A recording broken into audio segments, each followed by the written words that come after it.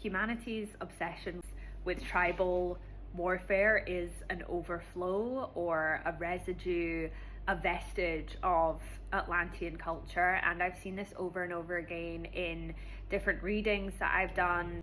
We are still carrying the wounding from that. And what I've seen is that in times of Atlantis, things like blood type was really important. Things like who you sat in communion with and received psychic information from was really important, because it was about preservation of certain DNA of certain blood types, and it wouldn't have been fortuitous or positive in any way to mix those at that point. Where we are at now, and I see this a lot in my communication with the hybrid galactic councils, is that we are moving into a time where hybridization, or the mixing of, yes, of course we're all human, right, but the mixing of different blood types, of different ethnic groups, is facilitating a shift in humanity's consciousness, because you don't just have people who are born in one group identify fully with that group.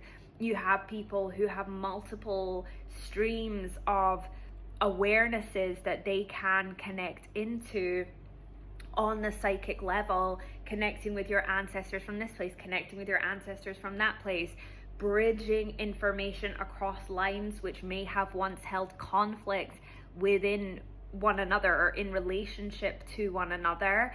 So this idea of tribalism is dying, and it is what is needed or necessary to move and shift humanity's consciousness forward. But of course, whenever we find ourselves moving towards something, there's always going to be pushback. There's always going to be people who try and stop the pendulum swinging in that direction, or you'll find it swing dramatically in one direction and then dramatically in the other. And this is just how consciousness evolves, through high levels of contrast. But what I'm seeing really strongly, what feels like the important message around this, is where you see yourself playing into that, playing into certain narratives about who owns the land, who gets to have access to certain spiritual traditions, who, you know, where we are trying to draw boundary lines where no boundary lines can actually genuinely be drawn apart from on the basis of our human level identity. That's not a true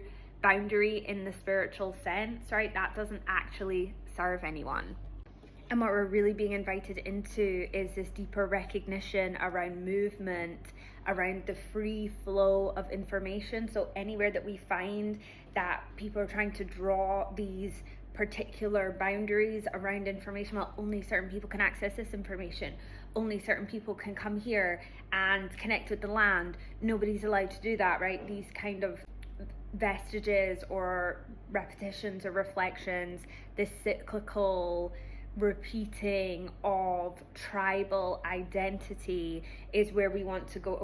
Actually, what's the perspective shift that needs to occur here in order for us to surpass what are now becoming outdated ways of thinking, feeling, and identifying with this idea of belonging on Earth.